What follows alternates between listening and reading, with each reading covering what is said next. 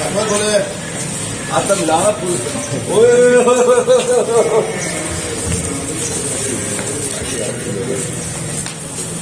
کیا بات ہے تیری گاڑی کے دکان نا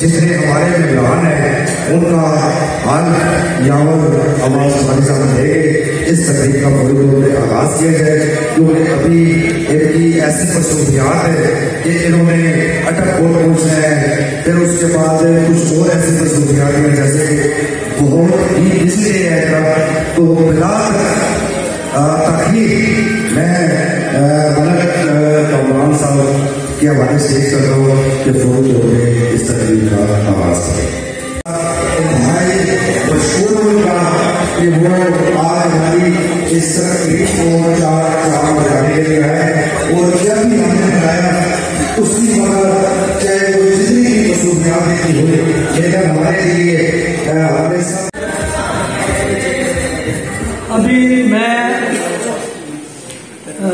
سید یاور عباس بخاری صاحب صوبائی وزیر بیت المال سوشل ویلفیئر کا بہت مشکور ہوں جنہوں نے ہمارے لیے اتنا قیمتی وقت نکالا اور ہماری اس محفل کو چار چاند لگائے تو بلا تاخیر ہم اپنی کارروائی کا آغاز کرتے ہیں اور راولپنڈی کی تقریب کی جا سکے تلاوت کرا چکے ہیں نائب صدر محمد السلام صدی صاحب وہ بھی آ گئے نائب صدر ہیں سید ضمیر حسین شاہ صاحب اور نائب صدر سید رسول صاحب ہیں راولپنڈی سے اور نائب صدر عمران علی سیفی صاحب جنرل سیکرٹری محمد سعید صاحب فنانس سیکرٹری سید رسد شاہ بخاری صاحب پوری ہماری آ جائے اس کے بعد گونگا والے بھی ہمارے دوست ہیں وہ بھی آ جائیں الگ لیا جا سکے اور یاور صاحب کو بہت ہی زیادہ مساعد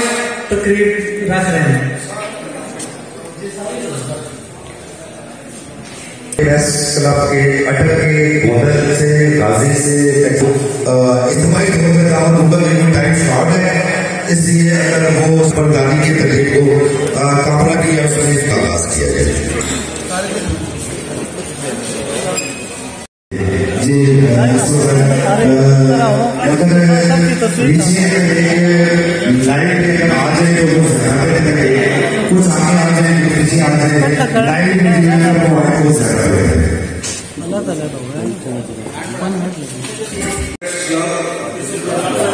اسلام آباد اٹک کی مجلس عام نے کلب کا اپنا بتا دیجیے بننے کی منظوری دی ہے حلف اٹھاتا ہوں کہ میں اپنے فرائض کلب کے دستور کے مطابق پوری ایمانداری سے یہ ابھی لفظ میں بیچ میں ڈالوں حب الوطنی سے سر انجام دوں گا اور ہر حال میں پنجاب پریس کلب اسلام آباد اٹک کے مفاد کو ترجیح دوں گا اور ہر چیز کے اوپر پاکستان کے مفاد کو ترجیح دوں گا اللہ پاک آپ کا حامی و ناصر میں کروں گا کہ جن لوگوں میں کارڈ ہے جو پریس کلب کی ہمارے پنجاب پریس کلب کے ہیں وہ یہاں پر بھاری سامنے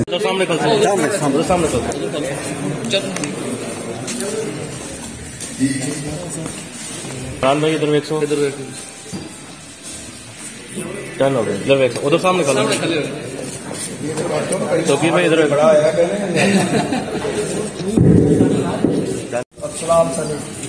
السلام صاحب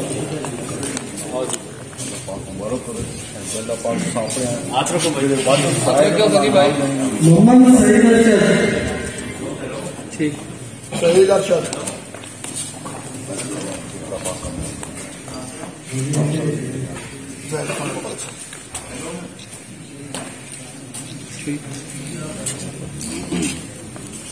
اسد شاہ.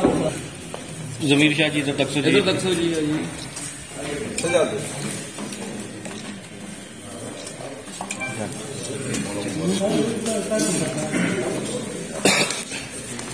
حاجی ممتاز حسین. ممتاز ہے طارق محمود. محمد طیب احمد. راجہ مرزا حسین.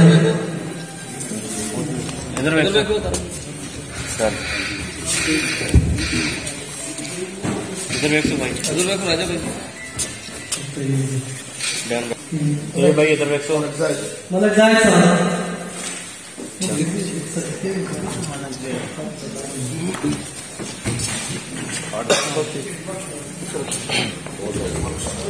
زید بھائی ادھر دیکھو. ڈن. آیا کہ بلیک میلر ہے، آپ نے اس چیز کو ہٹانا ہے اپنے سے، کیونکہ آپ کی غلطی نہیں ہے. جو کر گئے ایک گندی مچھلی پورے تالاب کو گندا کر دیتی ہے. آپ کا کام ہے اس گندی مچھلی کو اپنے سے نکالیں. آپ کا کام ہے کہ آپ جس طریقے سے چلیں لوگ آپ کو دیکھیں، آپ کو دعائیں دیں.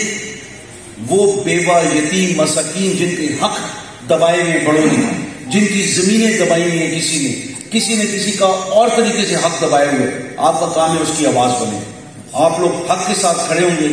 میں آپ کو بحیثیت ایک اولاد رسول ہی آپ کو وعدہ کرتا ہوں کہ میں آپ کے ساتھ کھڑا ہوں.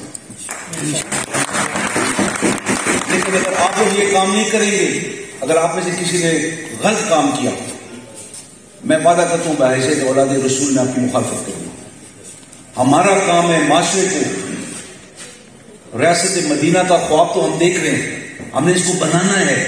اور بنانا ایک عمران خان کے بس کی بات نہیں ہے، یہ ہم سب نے مل کے. اگر ہجرت بھی پاک نبی نے کی تو ساتھ حضرت ابوبکر کو لے کے گئے. اگر مدینے میں گئے، جن کے گھر میں ٹھہرے، ان کا گھر تھا تو ان کے گھر ٹھہرے.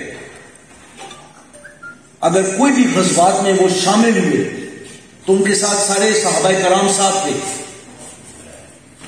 تو نبی بھی ایک ٹیم لے کے چلے، اور اس ٹیم میں یہ نہیں کہا کہ یہ ابو بکر ہے، یہ عمر ہے، یہ عثمان ہے، اور یہ علی اور مجھے بہت ہے. نہیں، ان نے سب کو لے کے چلے، چاہے اس میں سلمان فارسی تھے، چاہے ابو ذر تھے، چاہے مقداد تھے، چاہے جو بھی تھا، ساتھ لے کے چلے. رسول پاک نے یہ بتایا، خاتم الانبیاء نے یہ ہمیں سکھایا، ٹیم کے بغیر کچھ نہیں. اور ٹیم کا ایک ایک فرد سیرت نبی ہو. کہیں بھی جائے، چاہے جعفر طیار کہیں گئے، چاہے جناب فضا کہیں گئی، کہیں بھی چاہے کہیں حضرت ابوبکر گئے، تو وہاں پہ پتہ لگا کہ ان کا جو آقا ہے وہ اگر یہ ایسے ہیں تو ان کا آقا کیا ہوگا. ہم نے اپنا مقام ادھر لے کے جانا ہے کہ آپ کا قلم چلے، پتہ لگے یہ وہ انسان بول رہا ہے کہ جس کا آقا پاک نبی ہے.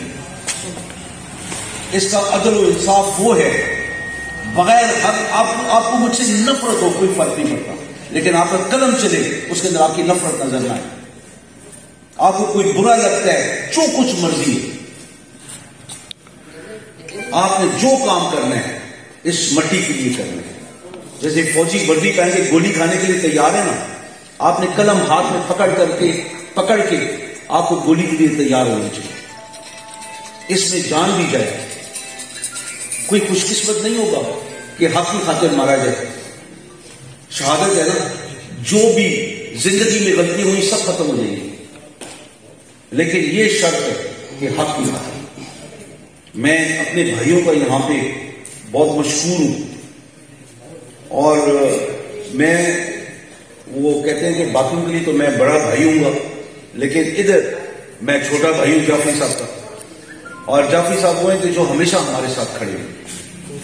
اور ابھی یہ جو اس قیادت کا علم ہے وہ جس ٹیم کے ہاتھ میں اس ٹیم کو پہلے آپ کو دکھانا ہے کہ ان کے اندر کوئی تعصب نہیں ہے. جو کام کریں گے یہ وہ ہوگا کہ جو حق اور سچ کے ساتھ ہوں گے. یہ وہ کام ہوگا کہ کل پاک نبی کہیں کہ وہ تم نے جو اداریہ لکھا تھا، وہ جو خبر دی تھی، ادھر آؤ، شاباش. اس پاک ذات کی شاباشی کے لیے تیار ہیں. میں یا کوئی اور سیاسی شاباشی دے، ہم اپنے مفاد میں، آپ میرے حق میں خبر دیں گے، میں شاباشی دے دوں گا، لیکن آیا وہ خبر سچ ہے کہ غلط ہے، یہ کبھی سوچیں.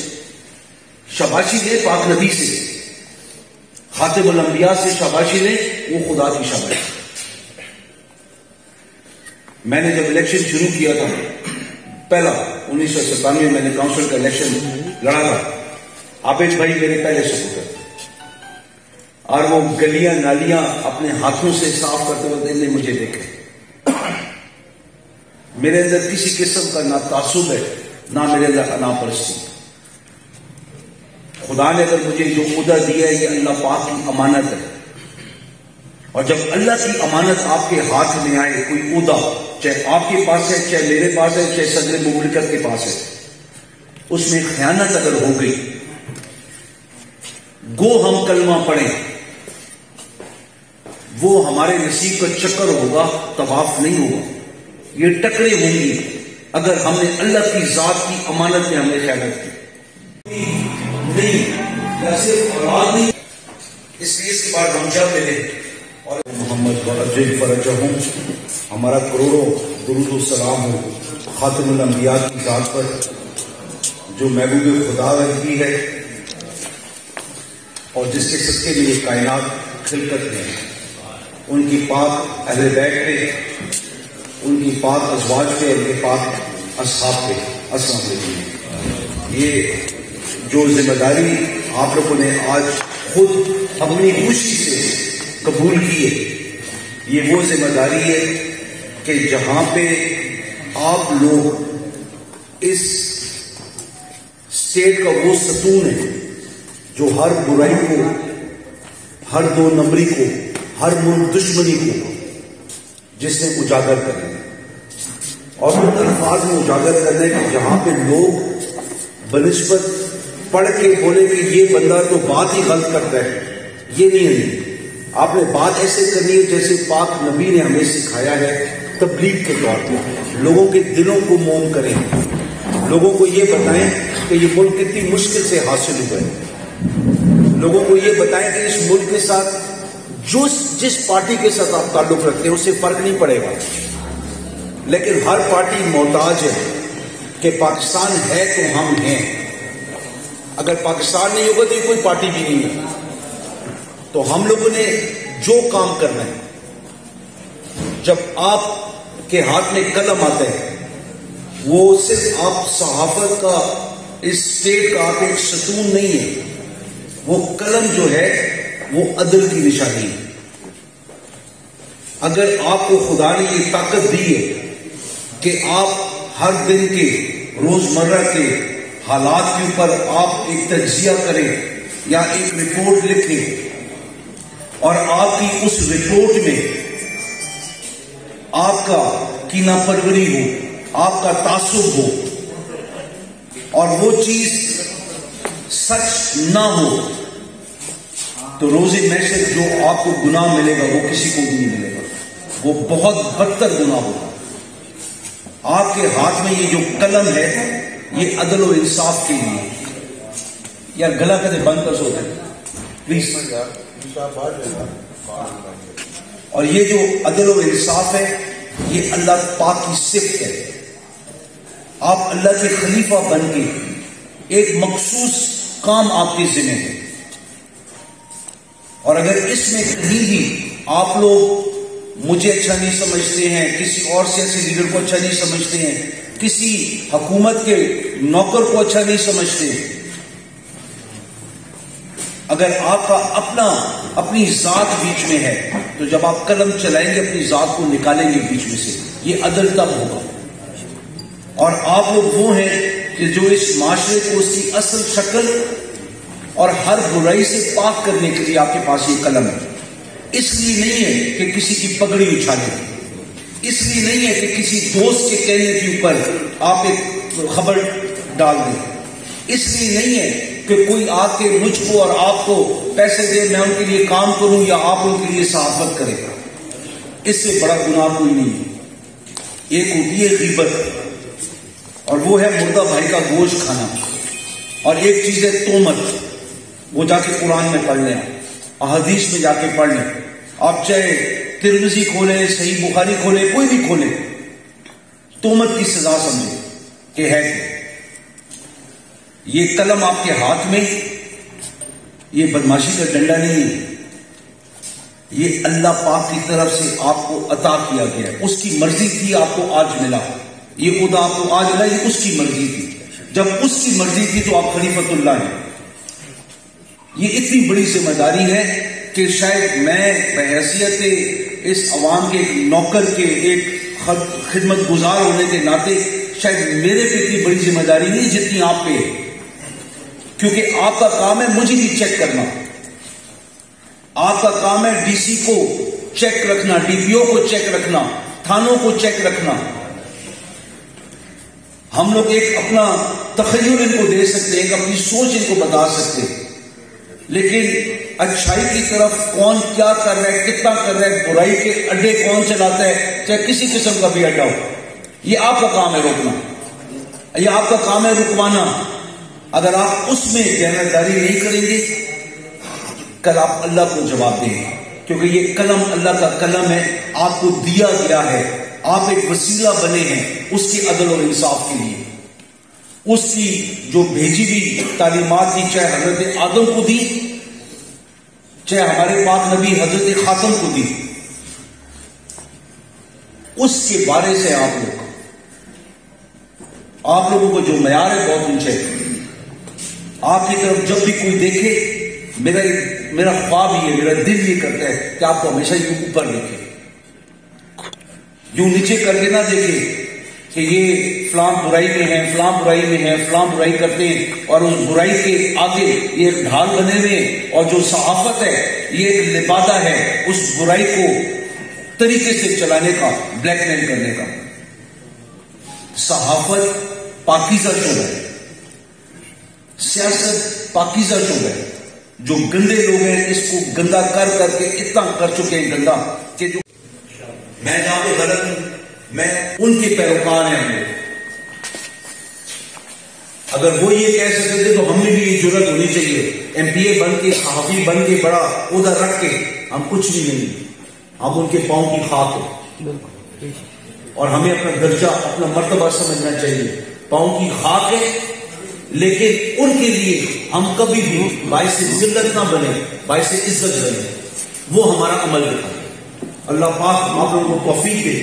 اس قلم میں وہ طاقت ہے کہ جو اقبال نے خواب دیکھا تھا، جس طریقے قائد اعظم نے ایک منزل حاصل کر کے اپنی جان قربان کی، ہم سب وہ جذبہ رکھتے ہوئے یہ عبادت سر انجام دیں جس کا نام صحافت ہے. یہ عظیم تر عبادت ہے.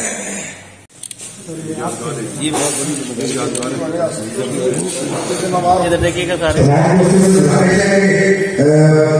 سید جعفر عباس سبحانی صاحب کو جعفر صاحب اپنی پیشہ میں بھرپور تالیاں بجا کے شروع کا تاکہ یہ جانکاری شروع کو ہمارے بھائی کے لیے یہ شروع جب وعدے کی اللہ پاک